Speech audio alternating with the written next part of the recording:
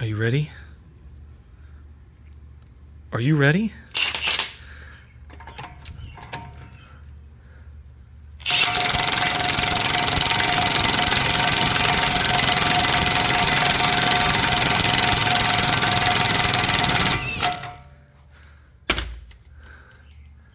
I don't care who you are, that's cool. You might want to change that upper ball joint. So here's the old one, and it's flippy floppy, loosey goosey. There's not much holding anything in place here, because when you can move it with your hand, you know, she's pretty well shot. This new one, if I even can move it, there we go. I can move it.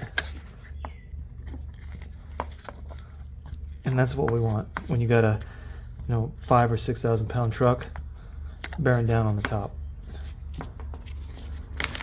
You don't want that.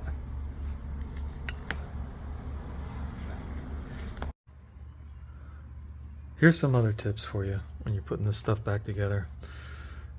As I am now doing the passenger side, and what I learned on the driver's side was a couple of things. First of all, lube all your holes before you go trying to slide everything back together. Makes it a lot easier to get all the shafts in there. And there's a little bit of a sequence here to how you want to put this together. And before I go over that, I will also say you are going to want to clean out this area in here where the lower control arm frame sits.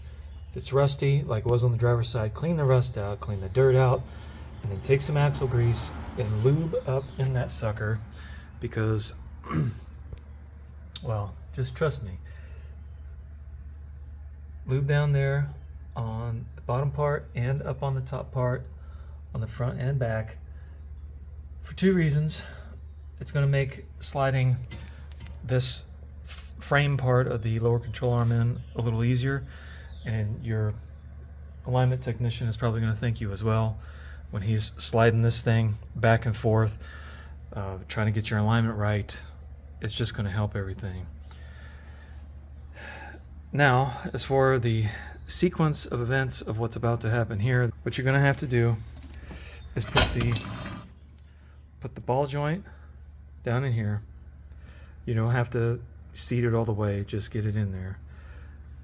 Lift the whole thing up, get the CV shaft started into the bearing, and then you're going to have to slide this into the slot there on the frame.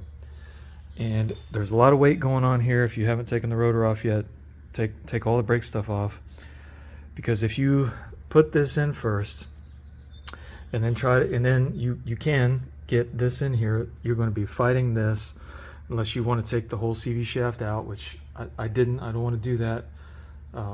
I just don't want to have any problems with the front diff or the seals or any of that stuff, because it's great on here. If you just muscle up and can do the this into this, this into this, and that into that tango, then that's all you really need to do. And then everything else kind of falls in place. You can put your brake stuff on whenever, put your tie rod back on, put your strut assembly mount back on, and your sway bar, and then that's pretty well that. As always with any control arm, do not tighten these bolts with the rubber bushings in them until the truck is down on the ground, it's resting on its full weight, and then smoke them down. You don't want to tear the rubber inside there. That's a well-known thing. Don't do it. There was one more piece. If you don't have any of these little magic twisty tie things, when you're doing something like this, I highly suggest getting one. That way you can tie up, you could do your brake caliper with it.